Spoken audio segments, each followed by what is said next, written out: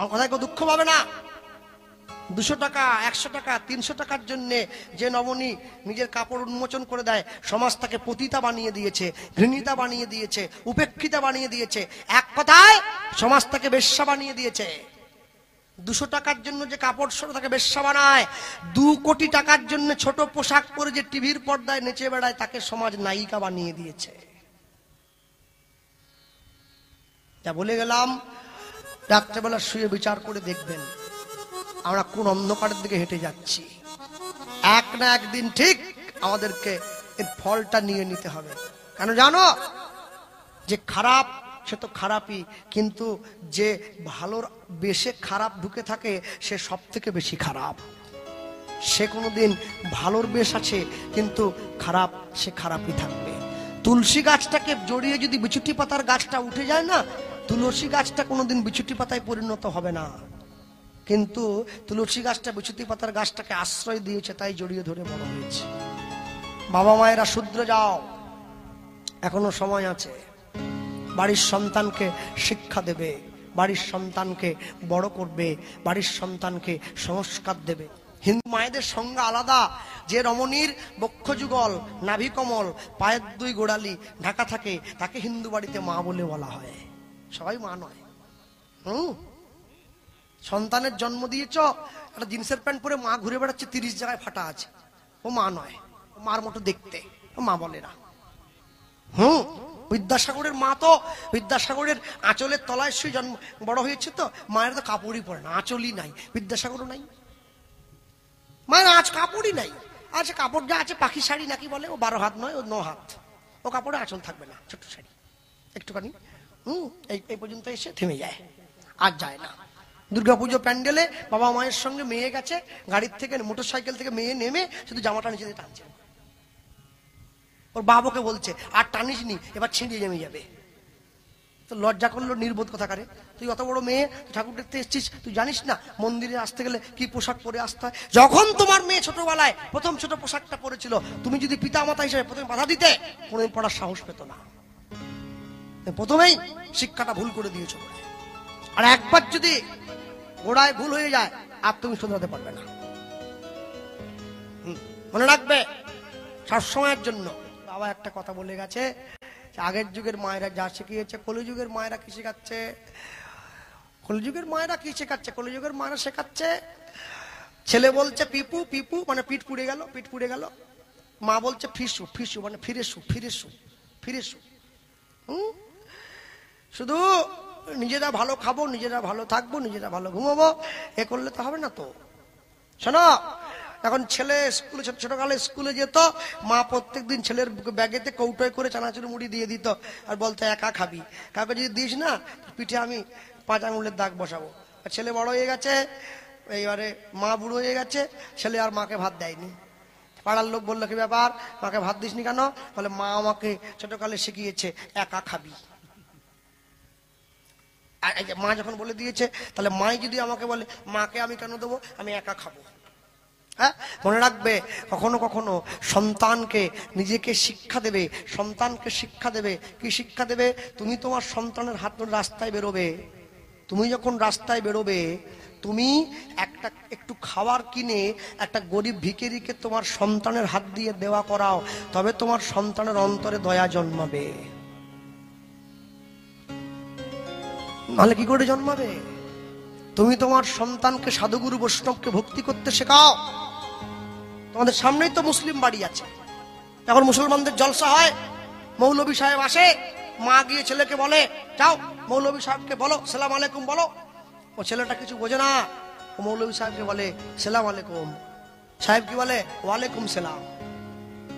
আর হিন্দু বাড়ির মা, সে বাস স্ট্যান্ডে দাঁড়িয়ে আছে নিজের ছেলেকে নিয়ে, আর ছেলে কাঁদছে, আর এমন সময় আমি দাঁড়িয়েছি যে বাস ধরবো, আর মা তার ছেলেকে দেখাচ্ছে, আবার যদি কাঁদিস না, ওই দেখ দাঁড়িয়ে আছে বাবাজি, আমাকে দেখাচ্ছে, ধরিয়ে দেবো, ঝোলায় পুরে নিয়ে পালিয়ে যাবে।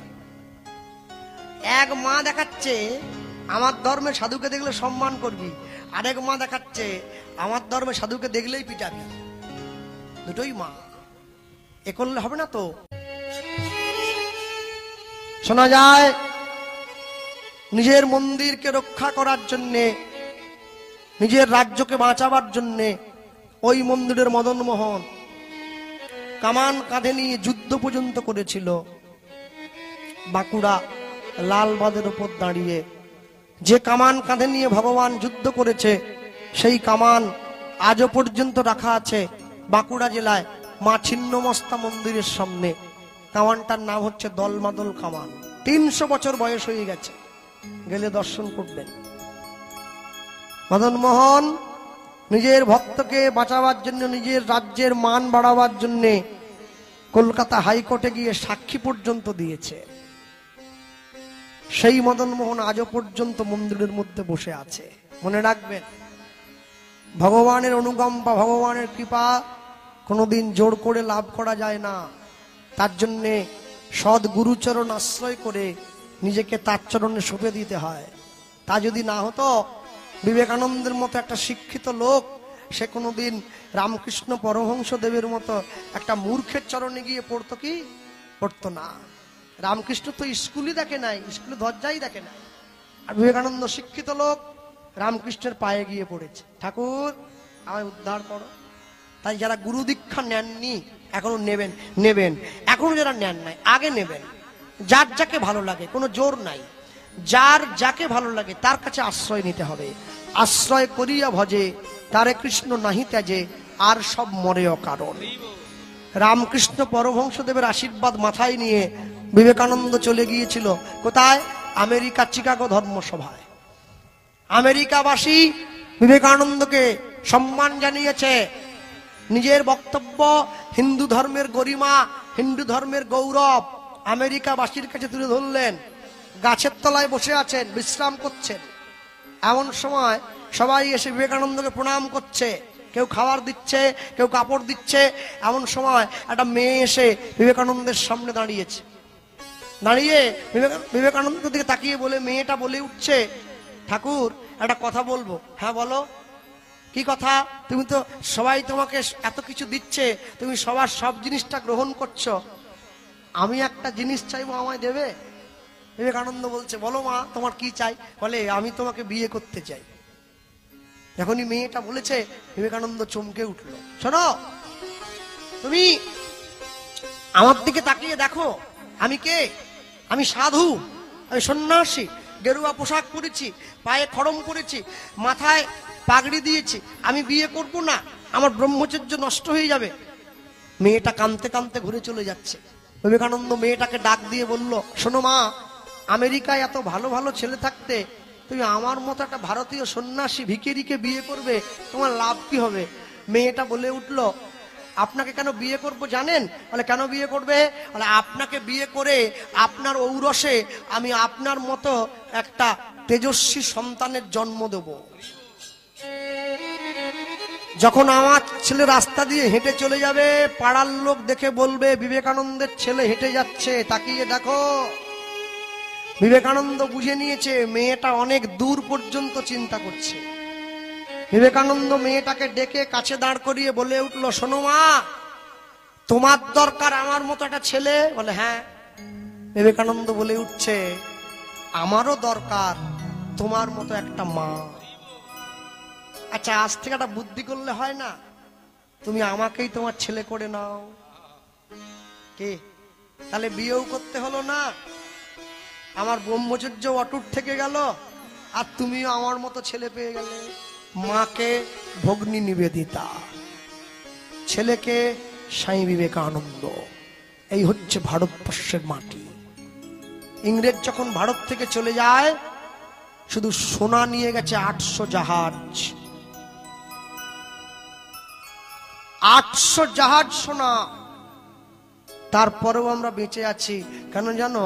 আমাদের শিক্ষা, আমাদের চেতনা, আমাদের সংস্কার আমাদেরকে বাঁচিয়ে রেখেছে, আমাদেরকে ঠিক পথে রেখেছে। আমার চেতনা চৈতন্য করে দে মা চৈতন্যময়ী, তোর ভাব সাগরে ভেসে আমি হব মা তোর পদাশ্রয়ী।